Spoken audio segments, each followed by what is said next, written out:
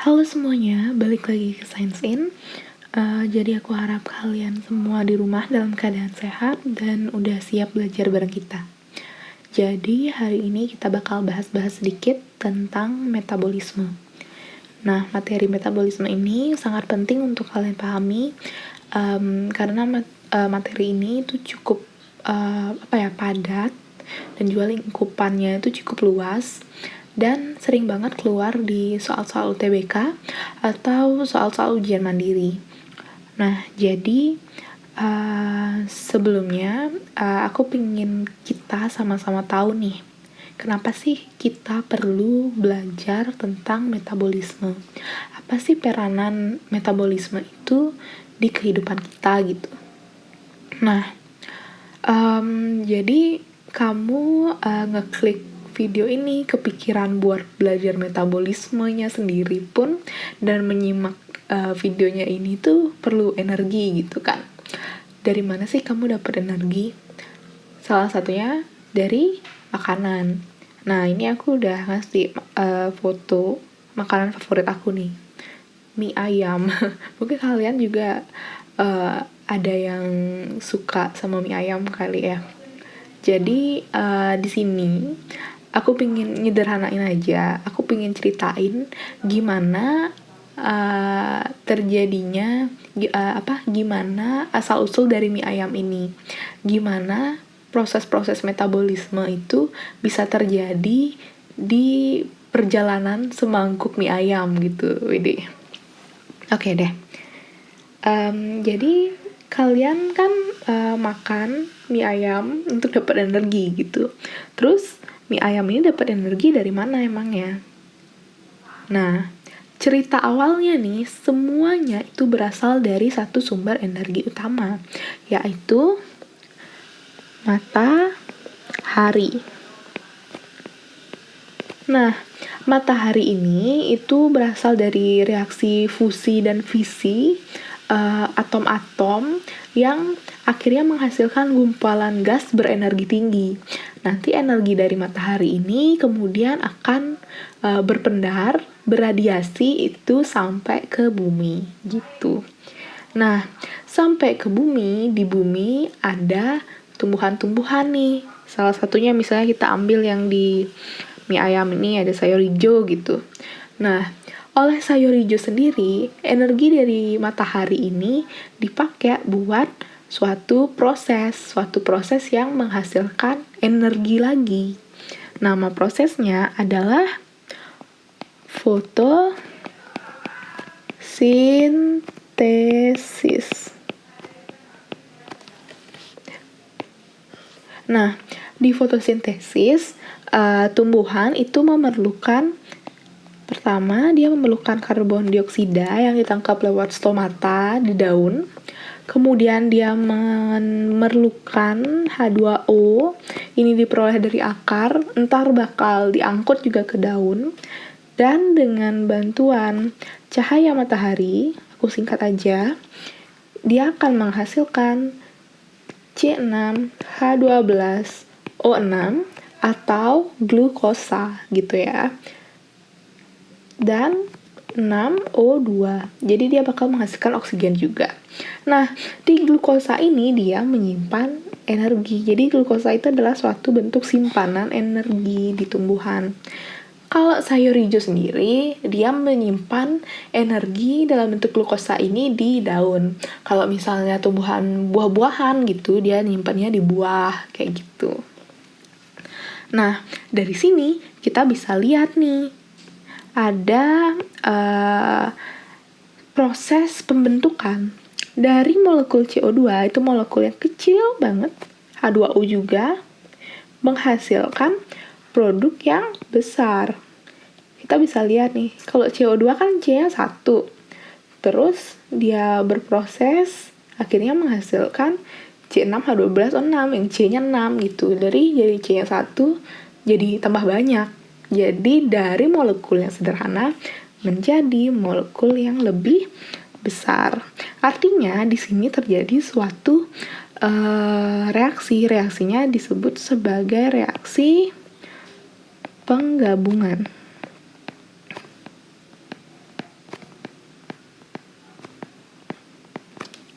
Oke, nangkep kan sampai sana? Jadi fotosintesis ini adalah suatu reaksi yang disebut sebagai reaksi penggabungan gitu ya. Oke, sekarang kita next. Sekarang kan udah di daun nih cadangan makanannya, atau udah di buah gitu. Kalau sayur hijau sih. Kalau sayur hijau di daun artinya nanti energi dari sayur hijau ini bakal dimakan lagi sama hewan-hewan herbivore. Hewan-hewan herbivore kemudian akan mendapatkan kayak ditransfer supply energi dari daun sayur hijau ini ke tubuh mereka melalui suatu proses yang disebut sebagai respirasi. Respirasi ini itu tak ubahnya adalah kebalikan dari proses fotosintesis. Jadi dari glukosa kemudian dia akan dioksidasi, berikatan dengan gugus oksigen, itu menghasilkan karbon dioksida H2O plus energi.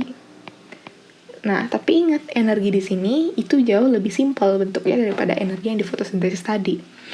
Nah, sekarang kita bisa lihat nih, kalau di respirasi ini kan dari C-nya 6 menjadi C-nya 1, dari yang banyak menjadi lebih sedikit.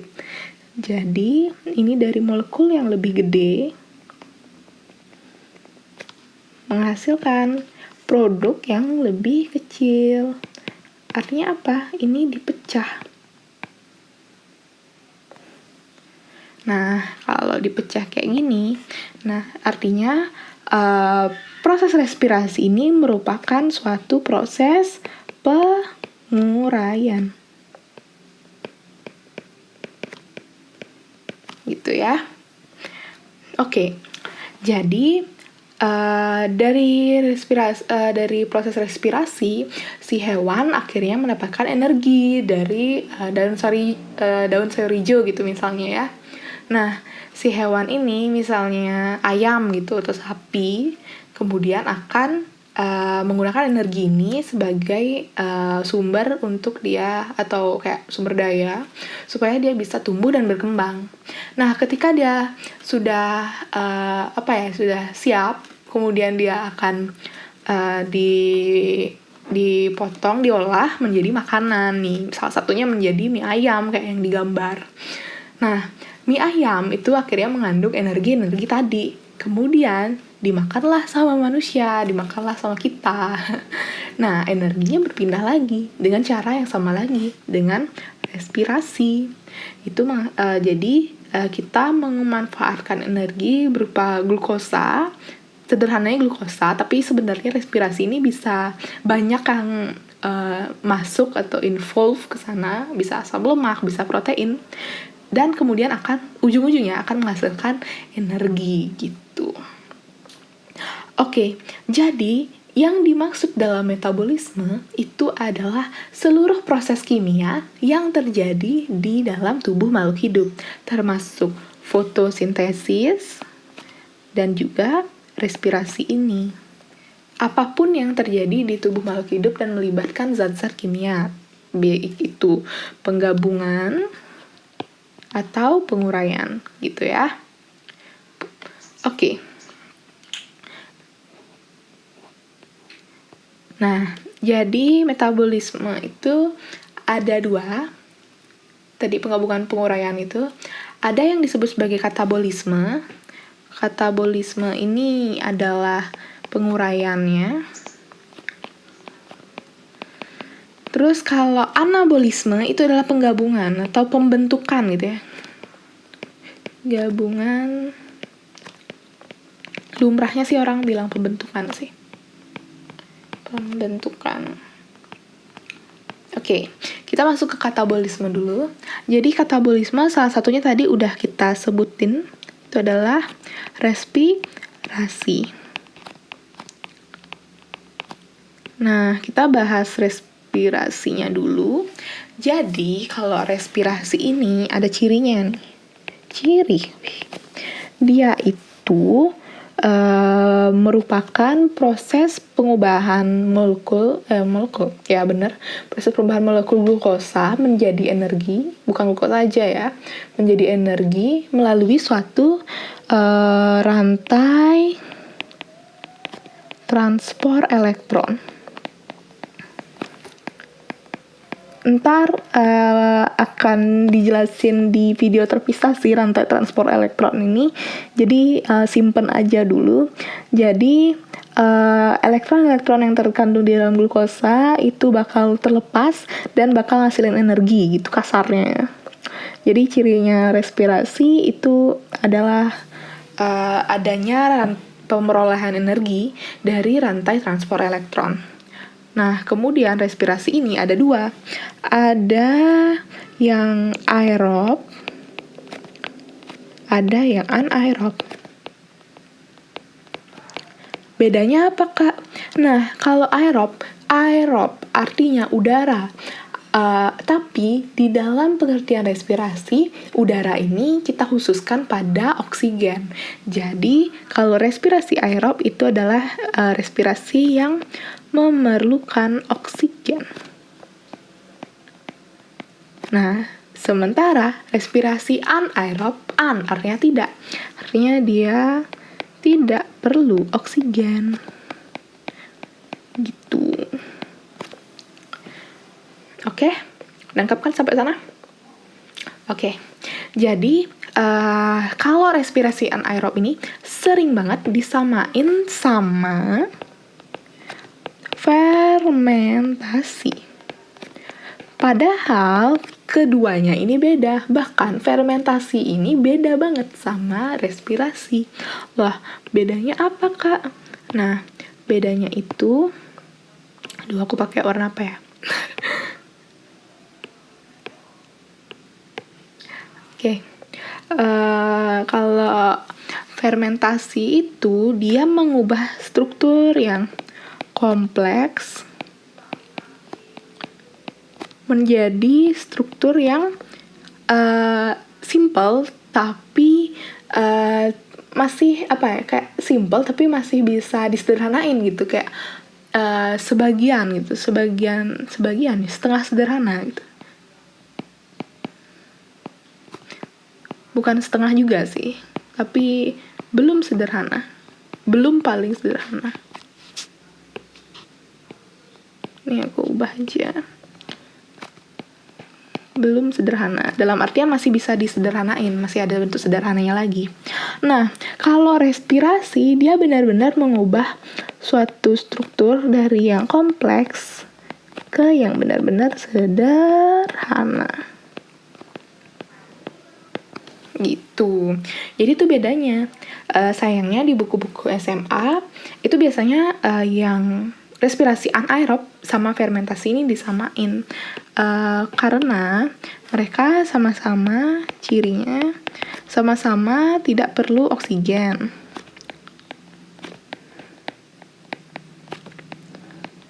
Terus yang membedakan lagi dari fermentasi sama respirasi, kalau fermentasi ini tidak ada rantai transport elektron nih, tidak ada rantai transport elektron gitu. Tapi kalau kalian nanti di sekolah itu disebutkan di ujian, kalau respirasi anaerob sama fermentasi ini disamakan pengertiannya, nanti silahkan kayak diadaptasiin aja gitu, kayak ikutin aja, nggak apa. Tapi aku cuman pingin kita sama-sama tahu kalau mereka itu sebenarnya dua hal yang berbeda, gitu ya. Oke, sekarang kita lanjut ke anabolisme. Kalau anabolisme itu adalah reaksi penggabungan atau reaksi pembentukan. Salah satunya itu adalah melalui fotosintesis.